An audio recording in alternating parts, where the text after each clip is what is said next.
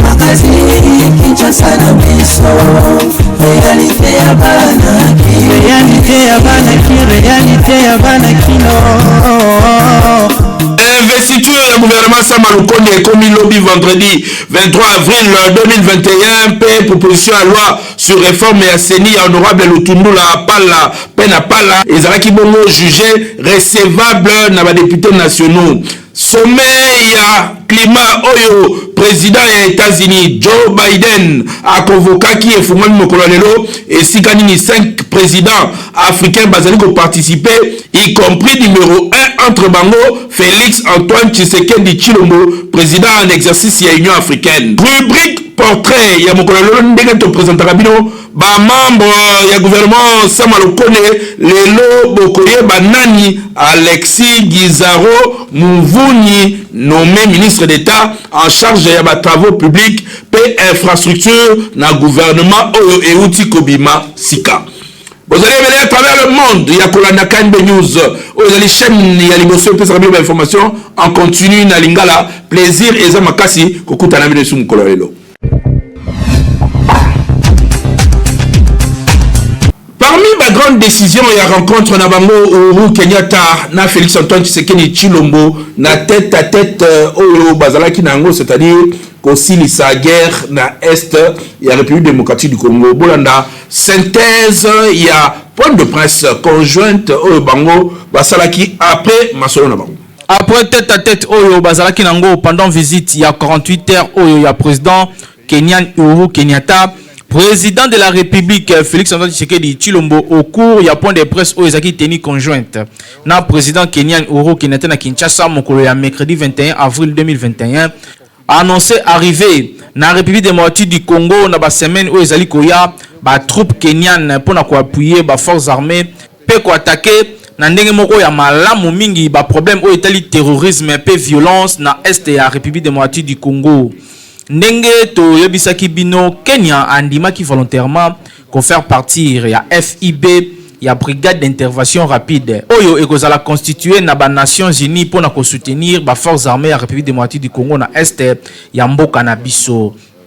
Pe na ba semaine oyo ezali koya ba troupes kenyanes ba ko koma awa na République démocratique du Congo pour na ko appuyer ba forces armées na biso enfin ko attaquer de manière plus efficace ndenge nini tokoki kosala pour que to silisa terrorisme pe violence oyo na est ya mboka na biso ndenge président Félix Tshisekedi alobaki. Kasi en même temps président Félix Tshisekedi lisusu alobelaki likambo oyo bato bazali koloba na ndenge ya mabe oyo bazali ko affirmer que ye azali ko accorder importance mon côté na ba massacre ya ba congolais oyo azali ko salima na est Mwanza Luvunu alobi boy na profiter na occasion oyo pona ko yebisa na ba nyonso oyo bazali ko critiquer forcément pona ko lobake tozali ko réagir te na situation ya est ya République démocratique du Congo Luvunu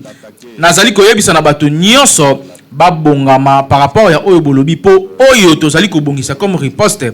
et kozala ya makasi po niveau to ko salela yango et ko silisa totalement ba violence nyonso na est ya République démocratique du Congo ndenge chef de l'État a prévenaki. On a part na ye président ya Kenya Uhuru Kenyatta a annoncé que na mikolo ezali koya ouverture ya consulat général et ko salema na Goma pe consulat honoraire mususu na Lubumbashi na cadre ya ko renforcer ba relation entre deux pays oyo. Donc ba rebelle nyonso oyo bozali ko ivre na est boyoki message ya président de la République oyo bazali ko bongisa pona bino et kozala somo bobonga mara déjà to bobandaka mbango Kinshasa et l'équipe partout. Sommet sur le climat a convoqué le président américain Joe Biden et Bani Mokolelo, 5 présidents africains Mokokabaze qui ont participé. Félix Antoine Tshisekedi Tshilombo, le président il y a une Union africaine en exercice. Yépe Azana Katiama Solowana, Badete Bolanda na reportage. Yonatan Siata. Annoncé dans la Maison Blanche depuis le 26 mars, qui sommet sur le climat aux États-Unis convoqué le président Joe Biden et fongwami mokolo ya lelo 22 ti le 23 avril na mode virtuel suite na pandémie ya COVID-19. Na bongo ba discussion et s'articuler autour ya thème principal où ezali relever notre ambition climatique. Pour la première journée, ba travaux et se dérouler na 3 sessions.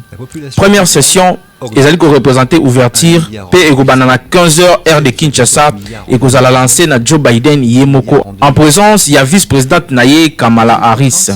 27 autres dirigeants mondiaux bango pe bako prendre part na séance d'ouverture, notamment secrétaire général ya ONU Antonio Guterres, président chinois Xi Jinping, président français Emmanuel Macron, président sud-africain Cyril Ramaphosa, président gabonais Ali Bongo Ondimba, PNA chancelière allemande Angela Merkel. Selon Maison Blanche, session Oyo et que ça la focus sur besoins urgents pour la grande économie. Il y a monde, il y a qu'à renforcer l'ambition climatique d'ici COP26 pour maintenir objectif, il y a qu'à limiter réchauffement climatique na 1,5 degrés Celsius.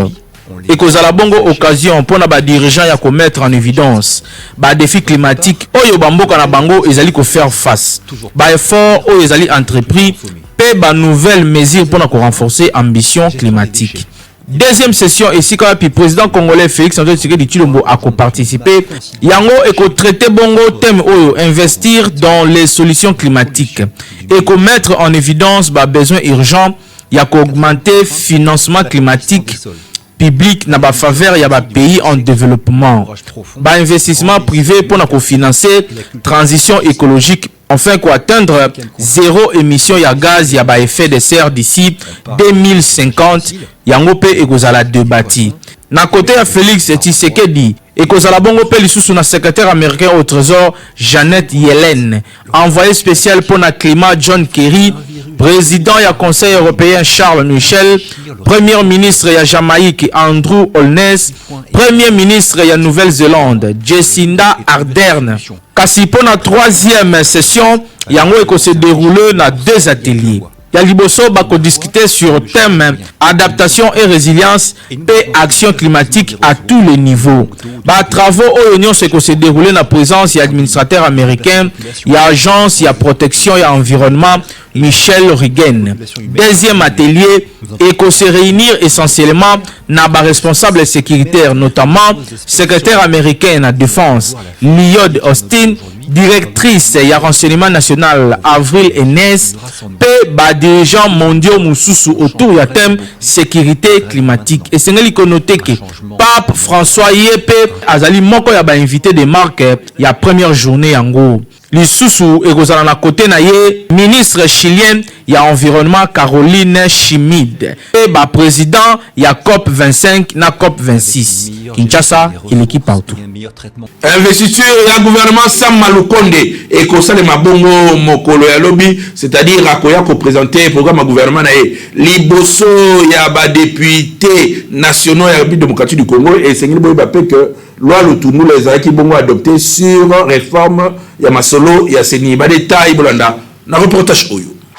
Après débat et échange au cours de la séance plénière, il y a lobby mercredi 21 avril 2021 à l'Assemblée nationale, proposition et loi modifiant et complétant la loi organique portant organisation et fonctionnement de la Commission électorale nationale indépendante CENI et qui déclaré recevable na plénière il y a lobby. Après débat moko ou l'EP échange sur ma proposition, il y a loi relative na réforme et la centrale électorale, il y a collègue Nabiso Lutundu la bureau Nabino est déclaré proposition Oyo, il y a loi recevable P et vous allez ensuite envoyer la commission PAJ, il y a chambre Oyo pour la analyse moko approfondie ndenge a déclaré qui Christophe Mboso Kodi Ampwanga président et Assemblée nationale. Pour la part naie député Christophe Lutundu la pala initiateur il y a projet Oyo il y a loi a souligné que proposition il y a loi naie ezali œuvre il y a batu nyonso mais les sous pour na ko éviter ba éventuelle contestation na mikolo ezali koya lors ya ba prochaine échéance électorale. Alors qui proposition il y a loi relative Oyo na réforme il y a commission électorale nationale indépendante CENI ezali en fait produit il y a ba consultation na ngai personnel Oyo na amorsaki avec différentes forces vives na mboka na biso notamment société civile encore une fois nazali ko insister sur dépolitisation ya CENI, mais lisusu désignation ya ba futur animateur ya institution oyo d'appui à la démocratie oyo sengelaki et se faire sur base ya consensus ndenge a déclaraki élu ya Katakokombe. Pour la raison ya éthique et ya redevabilité, Christophe Lutundula a martelé sur transparence ya politique salariale ya ba futur membre ya centrale électorale oyo esengeli ezala connu désormais na batu nyonso. Pour un rappel, Christophe Lutundula a présenté qui projet de loi oyo le 13 avril eleki na plénière après adoption na yango le 21 avril. Proposition ya loi oyo ekokene na commission politique administrative et juridique oyo abengaka PAJ pour n'alerter approfondi après ozonga na plénière pour ezala voter. Kasi côté ya premier ministre na gouvernement na ye bakozala lisusu te face na ba députés nationaux mokolo ya jeudi oyo 22 avril 2021 ndenge ezalaki prévu. Ndenge to apprendre na ba source proche ya bureau ya Assemblée nationale que rendez-vous oyo ezali kozela mamingi na peuple congolais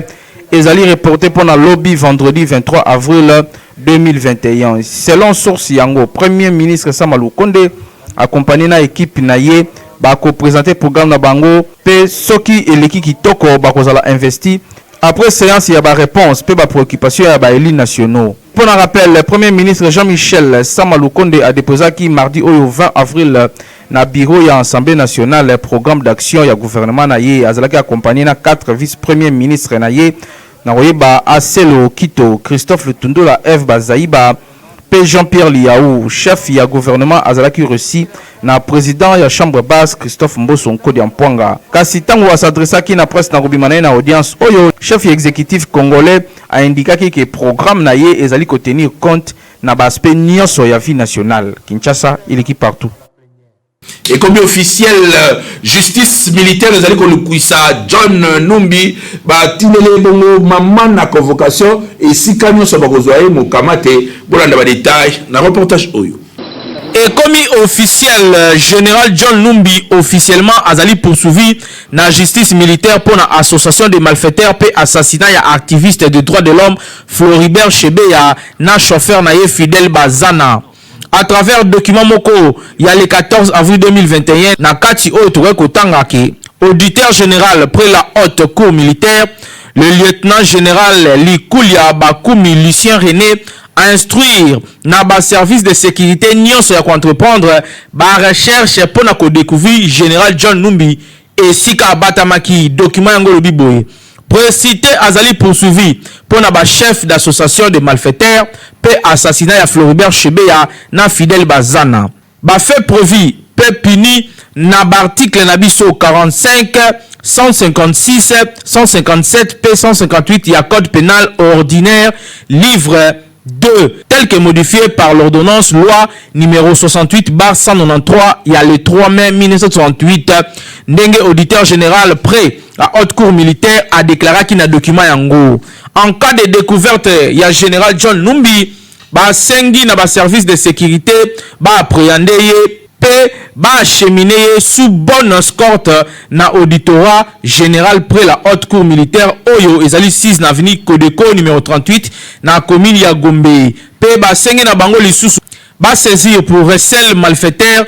toute personne oyo a coprocurer logement hébergement ou bien retraite na moto oyo bazali koluka azalaki cité na affaire relative na double meurtre ya Chebeya P. Fidel Bazana, général John Numbi azali en cavale actuellement, ça dit tout la mousse yazaza. Dans le mois de mars, l'équipe association congolaise pour l'accès à la justice à Cage a alerté déjà sur foot et ancien chef, il y a la police et rapide de du Congo na Zimbabwe. Yango et Salamaki après la dernière révélation, oh Salamaki na 2 policiers, oyo lors il y a interview oh ils accordé na RFI na février année en cours. Ba affirmaka ke ba participa ki na assassinat ya ex-président ya la voix de sans voix pe chauffeur na ye Ergile Ilungana Alain Kayeye bango mi balé ba pointaka de doigt général John Numbi comme responsable ya double meurtre oyo na yango et pour ça qui na ba organisation ya défense des droits humains ya République démocratique du Congo ba belela pe ba senga réouverture ya dossier Chebeya na arrestation immédiate ya John Numbi depuis Mukolowana John Numbi tout la mousse ya zaza niveau mbangwa zokima car le wisa kosa Kinshasa et l'équipe partout. Alexis Gizaro Mouvuni azalinde nani bolanda portrait to sali bino pambate to lobaki ke ba ministre nyonso nommé na gouvernement Lunkamba bazali na droit ya portrait na bango na rédaction na biso ya KNB News pambate boyebi ke awa professionnalisme ndé liboso ba détail na reportage oyo. Né à Kinshasa le 23 mars 1926, nouveau patron d'infrastructure et travaux publics, Alexis Gissaro Muvungi, Azali Mwana ya Isaac Frédéric Gissaro P. Christine Nyankema, marié, père de 6 enfants, ministre d'État en charge des infrastructures et travaux publics, Alexis Azali natif Yassid Kivupe, membre Union pour la démocratie et le progrès social, Namukuse IDPS. Simalaye kozwa diplôme d'État na option maths physique na institut ya Moamba na Kinshasa, Alexis Gissaro akendaka ko poursuivre ba études na ye na Université catholique ya Louvain, wapi adekrochaka diplôme ya ingénieur commercial pe gestion. Kozonga na ye na mboka, Alexis Gissaro azalaka nommé conseiller financier ya ministre ya finance na 1997 1998 na août 1998 aiki kokoma conseiller ya ministre ya agriculture wapi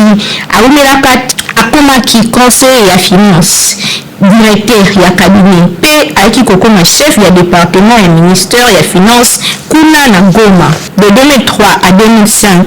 actuel ministre d'infrastructure aokipaki poste ya conseiller principal en matière financière et vice-président en charge des questions administratives, politiques et sécuritaires. Na époque, il y a 1+4. Na août 2005, Alexis Gissaro ayaki kozala nommé administrateur directeur général ya Onatra. Na 2006 2016, Alexis Gissaro akotaki na monde ya affaires pe azalaki gestionnaire ya activité commerciale privée ou ya bandaki kosangisa na ba activité politique et socio-culturelle. Comme en avril 2016 novembre 2017, il y a conseiller financier dans le ministère de Poste, Télécommunications et Nouvelles Technologies de l'Information et de la Communication, PTM-TIC Nomukuse. De novembre 2017 à nos jours, nouveau locataire du ministère des Infrastructures a occupé qui fonction à directeur des cabinets, il y a rapporteur adjoint, il y a Sénat, il y a acteur socio-politique et leader d'opinion. Le 12 avril dernier, Alexis Gissaro Moumuni azali nommé ministre d'État en charge des infrastructures et travaux publics dans le gouvernement Sama Lukonde paye à l'acquis pour soutenir le vision de chef de l'État dans le union sacrée pour la nation. Bisoto souhaité kaka bon voir dans le nouveau ministère Yaba infrastructure oyo ya kokumba na masolo pour RDC ezali na défi makasi na niveau d'infrastructure to c'est na route na longate route secondaire il faut tongama ba route ya ko relier ba province il faut tongama pour que mboka na biso ezala développer et sengeli banzela ezala kitoko pour na ko permettre que biloko zonta na nord et comme na sud biloko zonta na est et comme na ouest RDC et Sengeli ezala relié. Ils avaient des films à Kassi, Kassi, Tokoza toujours wana pour nous soutenir. Topé si gouvernement Sama Lukonde non so chance, peut-être que la investiture na bon Koya. Jeudi l'Assemblée nationale. Kinshasa et l'équipe partout. 22 avril, le monde entier célèbre la journée internationale la planète Terre. Biso na KNB News to réfléchir pour Nabino ba détail bolanda na commentaire yana mimpila. Comportement et ba famille boboto la biloko ceux qui mobali akufi alors que atiki mwasi na bana est préoccupé sur makasi ba détail bolanda na reportage ya Vezaka. Makambo oyo ezalaka kala mingi na ba Congo ya kobotolaka biloko ya ba famille soki papa akufi kasi lelo kutu ekoma nango partout bikolo nyonso ya République démocratique du Congo bakoma na sale comportement oyo soki ndeko na bango ya mobali ya kufi bako tenir compte teke atikaki bana atiki mwasi misusu kutu azalike atiki bana ya mike oyo bazali na konguluma kasi famille bakoya ba botoli nyonso na bilamba ndeko na bango banda ekolata alors que misusu kutu bazana kati ya famille wana bazana taille na yete kasi kimotema mabe kaka esalaka ke bazwa nyonso tokitaki na terrain mpona kotuna comportement oyo ederangeaka bato ndenge na ndenge boyoka ndenge bareagir. Neti nga nde naza boye soki na boti bana na ngai biloko eza babien na ngai ezali mpona bana na nga na mwasi na ngai famille akobénéficie na biloko na nga à 100% te soki eza mpe natikaki baparcelle to babiloko mosusu peut-être ndenge leta ayebeli soki biloko nyonso wana bakoteka yango 25% ezalaka ya baparent. C'est ça le problème. Mais à 100% na biloko ya babien ya bana na nga na mwasi na nga ezalaka te. Donc biloko ya moweli c'est vrai bino famille boza na part mais il faut boyeba pe bana oyo atiki na veuf oyo atiki mwasi oyo atiki. Donc c'est important tant soki bosalelaka ngo na bafamille esalelaka makambo ndenge wana ekozala malamu bameka kochange comportement na bango batiaka mwa bonzambe ezala malamu mingi batika kosala biloko wana bareferaka na bareference soit ya leta wakomi so babalanaki na commune bakende kotala mokanda wana ekomiaki nini basinaki nini bosangisa bien soit bokabola bien soit so babalanaki na commune te bayeba te famille mwana mwasi ana ndeko na bango azwaki ye na libala abotisi ye bana seke fo badedomage ye seke famille yao batika kokende mpo famille ya mwana mwasi seke to kofunda bango bakokanga bango bakoperdre to mpo bakosenga dédommagement ya ebele koleka lupango ndeko na bango atiki bango bakobénéficie ni yango nalobi batika biloko wana bana wana ndeko na bango atiki baza ya bango po so bobotoli biloko siko bana baza ya nani mingi base za organisation ayo moko nanu ye moko nanu numéro 1 soki nayebi ke naza na mwa bosi na nga nazokuta nayebi ke na mwasi na nga na foye na nga na bana nga mais d'autre part na famille na nga ntango nazozwa il faut na s'organiser ya mwasi na nga na bana nga mais famille na nga mpe tokoli na bango tokembi na bango tolia mpe ta susu banzika na babikebi nayebake pour le moment lokwa naozwa na s'organiser pour la famille na nga lelo na osala te famille na nga bazala boye bana nga mpe bazala boye c'est ça ata lelo nakufi na nga donc ndenge na osala te aloko banaki te bana baya na kati bana baya na kati bakoya botola nga biloko te mpo bana na nga baya na kati bana baotanga ndeni baolia ndenge nini ntango oyo deja famille oyeda obotola nga deya biloko sikoyo charge ya bana na ngai nana ozwangu ekoki osalama te ata mokolo moko te esimba te batika bongo papa ezalaka te wana yaki ndoki wana mpe vweki ndoki mpenza yango wana esalama te papa na ngai esalama te batika bana bazala na kimia mwasi mpo akufeli mpe mobali azala na kimia mpo akomi deja veve akozwa mbongo place nini musani nini ekopesa mbongo soki mobali atikaki babie na ye ezali ya ye na bana na ye batika makambo wana tuka tokoma so kosambela mokili bato bakoma bako kosambela makambo wana ezala lisu te oyo lingi basala yo te kosala ya moninga te mitia na place ya mama oyo mitia na place ya papa oyo eke yo okufi bana na yo batikali na mwa biloko ya moke oyo osombela bango famille na yo baya kobotola yango esika oyo ozali okosepela comprendre ke esalaka bato pasi tika kosala biloko ya boyo oyo ozalaka makasi kaka na kotelelaka biloko ya yaya biloko ya leki soki akufi na welela luka na motoki na yo mpo ya bato mokolo ekokomela yo nde koyeba pasi esalaka baninga ete ya yo osalaka buzoba ya boye tika Kinshasa eleki partout.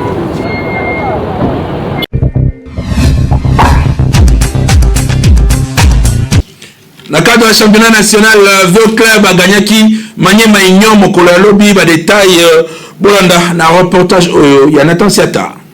Un but qui était marqué. AS Maniema Union ya Kindu a s'incliné pour la toute première fois na saison oyo na pelouse na bango devant formation ya AS Vita Club ya Kinshasa mokolo ya lobi mercredi 21 avril 2021 na score ya 1-0. Ezalaki na match en retard ya phase aller ya championnat national de football Vodacom Ligue 1 ezaki disputé na stade Joseph Kabila Kabange ya Kindu na province ya Maniema. Unique bi ya ba Moscovite ezalaki inscrit na Fiston Kalala Mayele na 51e minute. Ezali défaite moko oyo ko bloqué ba unioniste après avoir enchaîné 7 victoires d'affilée. Par contre, victoire oyo et Fongoli Nzela na ba poulain ya coach Jean-Florent Ibenge Ikwange pona titre. Deux formations et Sengeli Bakutana lisusu mokolo ya samedi 24 avril oyo ezali koya na stade de Martyr ya Pentecôte na Kinshasa pour la phase retour ya Vodacom Ligue 1. Na victoire oyo AS Vita Club a grimpé na deuxième place ya classement avec 48 points na 20 sorties pe 2 matchs oyo bazanango ya retard. Kasi côté na bango AS Maniema Union atikali leader na classement oyo avec 49 points na 22 matchs oyo ici ba beti déjà. Par ailleurs, na Kinshasa na stade de Martyr ya Pentecôte, Jeunesse sportive de Kinshasa JSK na Rancy Club de Kinshasa RCK ba se neutralisaki na score ya nul moko vierge, c'est-à-dire 0 but partout. Pe rencontre oyo et s'inscrire na cadre ya phase retour ya championnat national ya football Otobengaka Lina Foot. Malgré nil oyo JSK atikali toujours na 11e place avec 24 points na 25 matchs déjà aussi à disputer, tandis que RCK y a campé na 13e position avec 20 points na 24 matchs oyo ici à Betty na classement. Na match aller des formations ba se neutraliser qui peut lisusu na score ya 1 but partout. Kinshasa et l'équipe partout. Tobina suka ya KNB News ya mokolo lelo bo continuer ko landa biso to ko informer bido peut ko bana ko informer bido ndenge bo mesana ko landa biso bo s'abonner massivement na chaîne YouTube KNB News o ezali ko continue ko pesa bido ba information en continu kasi na langue o boyo kaka malamu pamba te kuna formule ezalaka te kuna to maskaka eloko te nyonso lo bama na lingala kasi d'une manière professionnel boyi malamu que na profession mikolo yo na journalisme pe na communication problème ya professionnalisme ezali ko se poser bato ebele bazali ko kota vélo na autoroute ezali ko sala pasipe mawa kasi biso a tolobi to kopesa bino ba information ndenge esengeli bo zwa yango lobi bo kuta na bona na omimpila na zene plaisir ya ko servir bino encore plus.